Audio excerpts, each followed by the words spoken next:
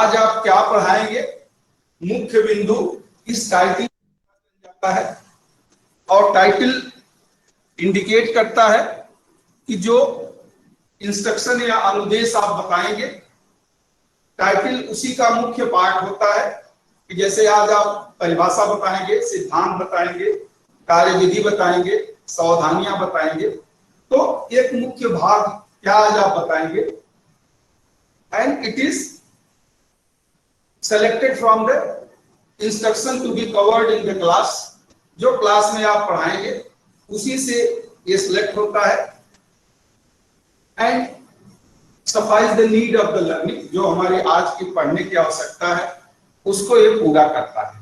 ठीक है, तो इसलिए हम टाइटल, जैसे आप कोई पिक्चर अगर देखने जाते हैं या कोई पिक्चर देखते हैं तो पिक्चर का एक टाइटल होता है। पिक्चर की टाइटल देख के आप समझ जाते हैं ये जो पिक्चर होगा कैसा होगा, सामाजिक होगा, वायलेंस वाला होगा, मारधाड़ होगा, कोई जासूसी होगा, कुछ क्या होगा, वो आपको कुछ न कुछ तो पता चल जाता है उसके टाइटल से।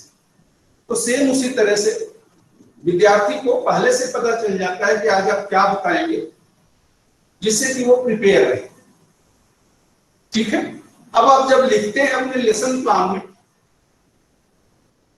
तो जो आज आप पढ़ाएंगे यानी जो मेन पॉइंट्स, टाइटल को हम कहते हैं main points of the teaching, या दूसरे शब्दों में कहें तो teaching point of the teaching, कि आज आप क्या पढ़ाएंगे, आपके शिक्षण के मुख्य बिंदु आज क्या होंगे, वो आपको लिखना होता है। तो जैसे कल मैंने एग्जांपल दिया था, जैसे आप डिफिनीशन, आप अपने लेसन प्लान में जरूरी नहीं है कि आप कैपिटल लेटर में लिखें, यहां तो मैं इसलिए लिखता हूं कि जिससे आपको पता चल जाए। तो आप पूरा लिखना है डिफिनीशन,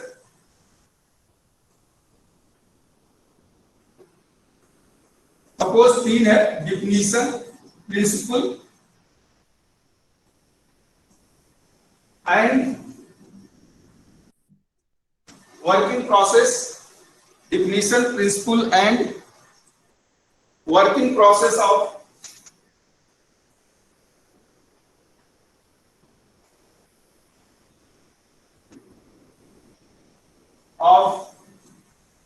डायोड। सपोज वही हम एग्जांपल ले लेता हूं,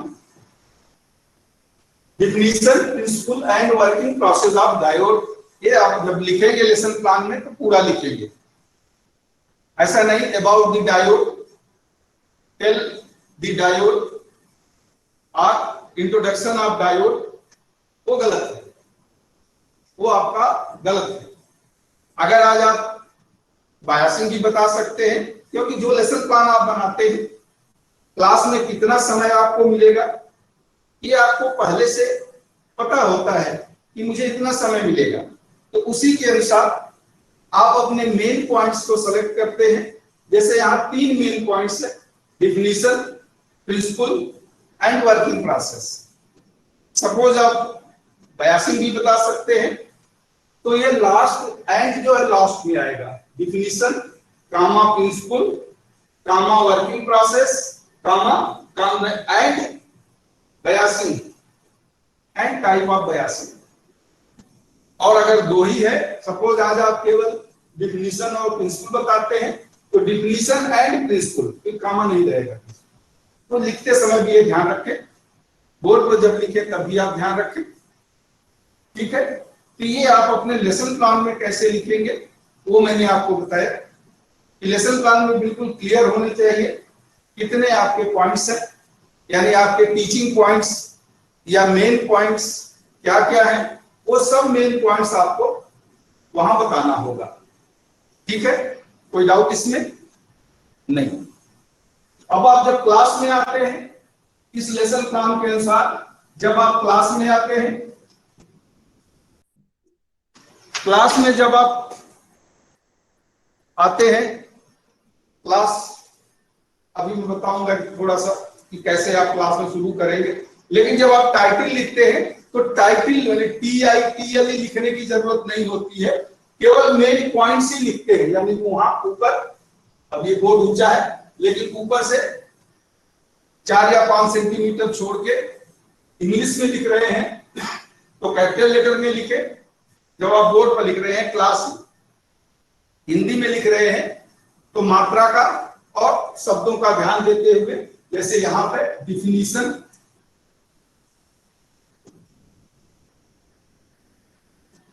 principal,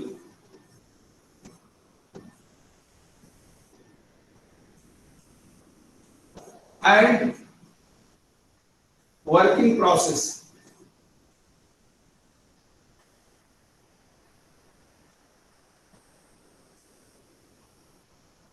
of diode.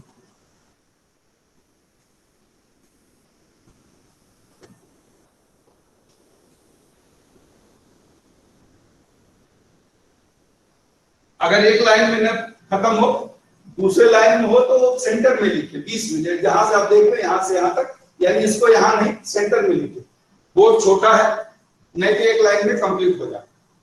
How to TOT में आपका टीचिंग एड 7वां 8वां चैप्टर है, तो उसमें आप ऑडियो विजुअल एड्स में आप देखें, तो उसमें एक टॉपिक भी आपका है, how to write on the board, board पे किस प्रकार लिखना है, वो आप उससे पढ़ सकते हैं। यहां मैं ये बता दूं कि जब आप टाइटल लिखते हैं, यानी जो मुख्य बिंदु लिखते हैं लेसन प्लान में, तो जब आप लेसन प्लान लिखते हैं तो उसमें टाइटल लिखा रहता है। टाइटल के आगे आप ये लिखेंगे definition, principle and working process of diode. लेकिन जब आप क्लास में लिखते हैं तो क्लास में वो टाइटल TITL लिखने की जरूरत नहीं है। बोर्ड में ऊपर से 5 सेंटीमीटर छोड़ के, और जो इसकी विड्थ जो आप लिख रहे हैं कैपिटल लेटर में 6 to 8 सेंटीमीटर, यानी 60 to 80 mm, यानी 6 सेंटीमीटर इसकी एज हो, न बहुत बड़ा हो न बहुत छोटा हो, यानी 6 से 8 सेंटीमीटर ये जो आप लेटर लिखते हैं इसकी विड्थ होनी चाहिए। दूसरा, आप बोर्ड पर लिखते समय ध्यान दें, यहां से जब आप शुरू करें तो सीधी लाइन में वहां तक पहुंचे। जनरली होता है, पहली बार 1-2 बार आप करेंगे, मैंने देखा है, यहां से आप शुरू करेंगे या तो ऊपर चले जाएंगे, या यहां से शुरू करेंगे तो नीचे आ जाएंगे। तो ऐसा नहीं होना चाहिए। 1-2 बार आप प्रैक्टिस करेंगे बोर्ड पे तो आ जाएगा, ये कोई बहुत बड़ी बात नहीं है। तो ये प्रैक्टिस की बात है। तो ये आप ध्यान दें कि 5 से 8 सेंटीमीटर जो भी शब्दों की विड्थ 5 से 8 सेंटीमीटर हो, ऊपर 5 सेंटीमीटर के आसपास आप छोड़ दें, और बोर्ड के बीचों बीच लिखें। एक लाइन में अगर पूरा नहीं होता, दूसरा लाइन में आप आते हैं तो उसको सेंटर में लिखें और इसको अंडरलाइन करें। इंग्लिश में लिख रहे हैं तो कैपिटल लेटर में लिखें, हिंदी में लिख रहे हैं तो सही मात्रा का और सही शब्द का, जैसे जहां बड़ा शब्द होता है, छोटा शब्द होता है, उन सब का ध्यान रखते हुए कोई गलत शब्द न, गलत हो तो मिठास को उसे सही करें, क्योंकि आप तो आगे पढ़ाना शुरू कर देंगे। विद्यार्थी का ध्यान उस गलती पर हो जाता है, क्योंकि ह्यूमन नेचर है, हम दूसरे की गलती बहुत जल्दी पकड़ लेते हैं, अच्छाई नहीं पकड़ पाते हैं। लेकिन गलती अगर किसी ने कर दिया तो उसे हम बहुत जल्दी पकड़ लेंगे। ठीक है, इसलिए टाइटल बहुत इंपॉर्टेंट है, और टाइटल लिखने के बाद ही आप क्लास शुरू करते हैं। तो कैसे शुरू करते हैं वो भी आपको बताऊंगा। तो ये फर्स्ट पार्ट हो गया टाइटल। अब मैं आता हूं ऑब्जेक्टिव। सेकंड है ऑब्जेक्टिव।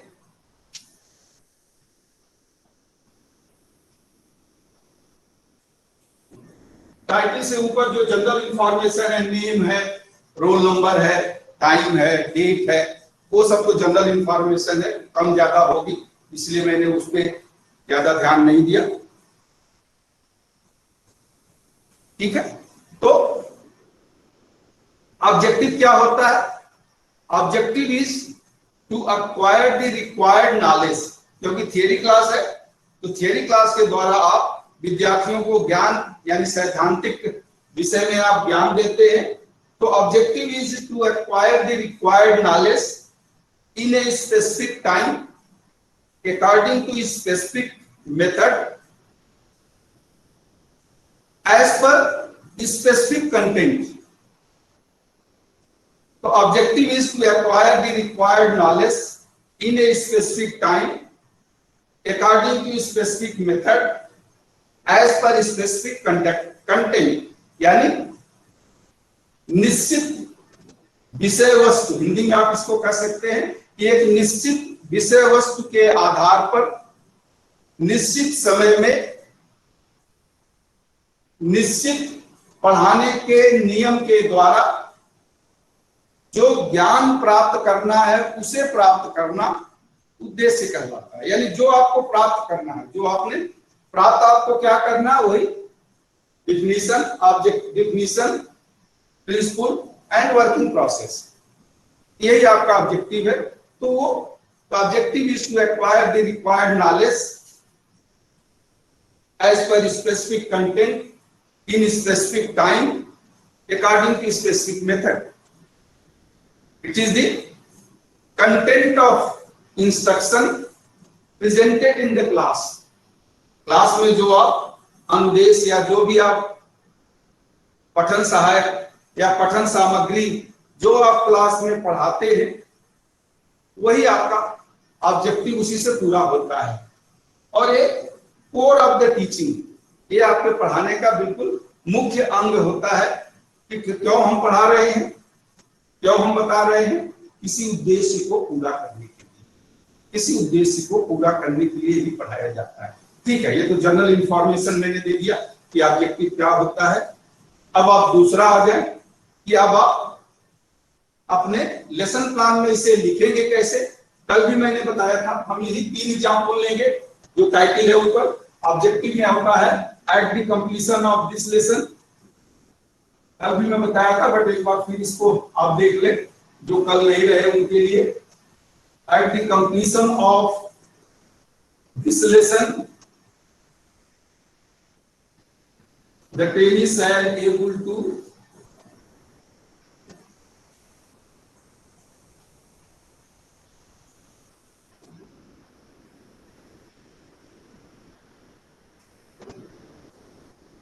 सेमीकोलन।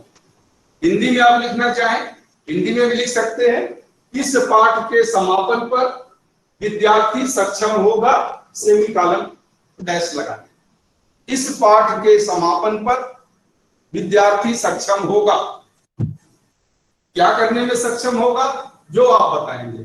तो आपको डिसाइड करना है कि मैं क्या बताऊंगा। मुख्य पॉइंट आप ऑलरेडी टाइटल में लिख चुके हैं, टाइटल में 3 मुख्य पॉइंट है, तो आपका ऑब्जेक्टिव 3 होगा। तो अब ऑब्जेक्टिव में यहां पर आपको एक्टिव वर्ब यूज करना है। तो डिफाइन, या तो आप कर सकते हैं डिफाइन द कंप्यूटर,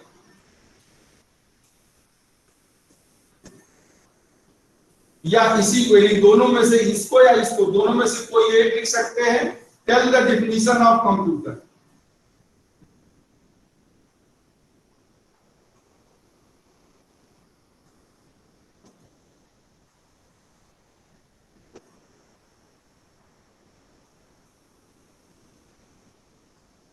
ये आपका ऑब्जेक्टिव जो यहां से शुरू हुआ वो यहां आके खत्म होगा, यहां एंड होगा। At the end of this lesson the trainee shall able to, the trainee shall able to क्या, trainee shall able to define the computer or trainee shall able to tell the definition of computer। ये tell और ये define ये active verb है। Active verb आपके syllabus के learning outcome में भी दिया है। Active verb indicate the performance to be demonstrated by trainees at the end of the class, यानी कक्षा के समापन पर या शिक्षण कार्य के समापन पर विद्यार्थी किस कार्य कुशलता का प्रदर्शन करेगा या किस कार्य कुशलता का प्रदर्शन करने में सक्षम होगा। तो वो आपका एक्टिव वर्ब बताता है। एक्टिव वर्ब विद्यार्थी को बताता है कि वो क्या करने में सक्षम होगा, और टीचर लिख रहा है, इंस्ट्रक्टर लिख रहा है, तो उसे पता है कि मैं क्या बताऊंगी इसमें। क्या बताना है कि जिससे विद्यार्थी डायोड की परिभाषा बताने में सक्षम हो जाए। दूसरा आपका है प्रिंसिपल, तो दूसरे में आप लिखें, दूसरा एक्टिव वर्ब डिस्क्राइब कर सकते हैं, नरेट भी लिख सकते हैं, एक्सप्लेन भी लिख सकते हैं, टेल भी लिख सकते हैं, या स्टेट। देखिए पहले में स्टेट भी है, नरेट भी है, टेल भी है, बट प्रिंसिपल के लिए जनरली डिस्क्राइब यूज किया जाता है। Describe the principle, oh sorry यहाँ कंप्यूटर आ गया, डायोड से हम चल रहे थे, sorry, diode of diode, diode है तो डायोड कर दे उसे कंप्यूटर में। ये देखें, फिर ये ऑब्जेक्टिव यहां से शुरू होके यहां खत्म होगा। At the completion of this lesson the trainee shall able to describe the principle of diode. Hindi में इस पाठ के समापन पर विद्यार्थी सक्षम होगा डायोड के सिद्धांत का विवरण बताने में। अगर आप हिंदी में लिख रहे हैं तो विवरण शब्द जरूर लिखें। केवल आपने लिख दिया डायोड का सिद्धांत बताने में तो गलत हो जाएगा, क्योंकि वहां एक्टिव वर्ब नहीं आया। एक्टिव वर्ब का आना बहुत जरूरी है। तो इसका मतलब होता है विवरण, उसका विवरण बताने में। तीसरा आपका है working process. Working process detail में बताया जाता है, तो उसके लिए सबसे best explain.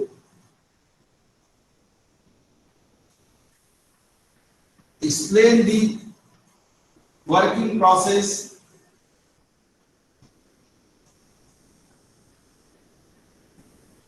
of diode।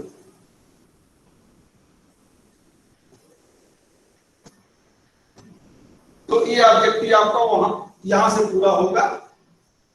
At the completion of this lesson, the trainee shall able to explain the working process of diode।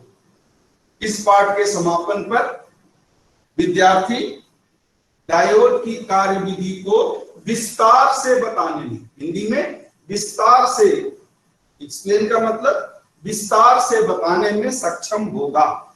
ये आपको लिखना होगा, ठीक है। ऑब्जेक्टिव बहुत ही इंपॉर्टेंट है। ऑब्जेक्टिव के साथ जो एक्टिव वर्ब क्या आप लिख रहे हैं ये सिलेक्शन आपको करना है, और वही एक्टिव वर्ब ही गाइड करता है। एक्टिव वर्ब मैंने पहले भी बताया था आपको, जो भी ऑब्जेक्टिव है, objective uses the active verb to define the behaviour of a person. यानी ऑब्जेक्टिव के द्वारा ही विद्यार्थी के व्यवहार को परिभाषित किया जाता है। हम व्यवहार को क्यों सिलेक्ट करते हैं, पहले दिन मैंने बताया था कि learning is a internal process. सीखना एक आंतरिक प्रक्रिया है जिसे हम और आप देख लें या विद्यार्थी कितना सीखा क्या नहीं सीखा, शिक्षक के बताने के बाद वो आप देख नहीं सकते। तो कैसे आप देखेंगे, सीखने का जो प्रभाव होता है वो व्यवहार पर होता है, यानी व्यवहार में होने वाले परिवर्तन का अवलोकन करके शिक्षक यह सुनिश्चित करता है कि जो कुछ भी मैंने क्लास में बताया वह विद्यार्थी ने सीख लिया। अब आप देखें, आपका ऑब्जेक्टिव व्यवहार में होने वाले परिवर्तन से, और व्यवहार में होने वाला परिवर्तन कार्य कुशलता की दक्षता को यानी स्किल ऑफ परफॉर्मेंस दिखाता है, और वह परफॉर्मेंस एक्टिव वर्ब से जुड़ा है। तो एक्टिव वर्ब परफॉर्मेंस को दर्शाता है, यानी लेवल ऑफ परफॉर्मेंस या स्किल ऑफ परफॉर्मेंस, और वह परफॉर्मेंस व्यवहार के परिवर्तन से जुड़ा है। और व्यवहार के परिवर्तन को देख के आप पता लगा लेते हैं कि जो मैंने ऑब्जेक्टिव सेट किया था वो मेरा पूरा हो गया, ठीक है। मैंने पहले दिन ही बताया था, जस्ट ब्रीफ में आपने एक्सप्लेन कर दिया, और अगर आपने लिखा हो तो उसे आप पढ़े तो पूरा डिटेल्स। और आप आजकल जो एनएसटीओ के अनुसार आपके जो सिलेबस डिजाइन हुए हैं उसमें आप देखेंगे तो उस सिलेबस में जो लर्निंग आउटकम का पहला पहला शब्द है वो स्पेसिफिकली कोई न कोई एक्टिव वर्ब भी होगा, चाहे वो थियरी के लिए हो चाहे वो प्रैक्टिकल के लिए। और जो ये एक्टिव वर्ब है यानी जो आपने पढ़ाया इसको इसका आप असेसमेंट कैसे करेंगे, टेस्ट कैसे लेंगे, तो उसी के आगे असेसमेंट क्राइटेरिया है कि क्या आपको पूछना है वो भी उसमें दिया है। तो क्लियरली आपको पता है कि क्या पढ़ाना है, क्या पढ़ाना है। मैंने उस दिन भी बताया था आपको कि क्या पढ़ाना है, किस तरह पढ़ाना है वो तो आपका अपना है। तो सिलेबस में क्या पढ़ाना है, विद्यार्थी क्या सीखेगा और क्या हमें टेस्ट करना है जिससे यह हम पता लगा लें कि विद्यार्थी ने कितना सीखा। What to teach and what to test to find out how much has been learned। क्या हमें पढ़ाना है, क्या मूल्यांकन करना है यानी टेस्ट लेना है जिससे हम ये पता लगा सके या ये सुनिश्चित कर सके कि विद्यार्थी ने कितना सीखा और क्या सीखा। ठीक तो ठीक है, ये ऑब्जेक्टिव है। ऑब्जेक्टिव तो मैं इसलिए जोड़ दे रहा हूं, ऑब्जेक्टिव में जो एक्टिव वर्ब है और टाइटल के जो मेन पॉइंट्स है ये अगर आपने प्रॉपर सेलेक्ट कर लिया तो आधा काम आपका लेसन प्लान का हो गया, क्योंकि आगे का जो भी है इसी दो पे निर्भर करता है। आगे के जो भी पॉइंट्स हैं आपके इसी पे निर्भर करते हैं। इसमें अगर कोई डाउट हो तो आप पूछ सकते हैं, नहीं तो हम आगे चलते हैं।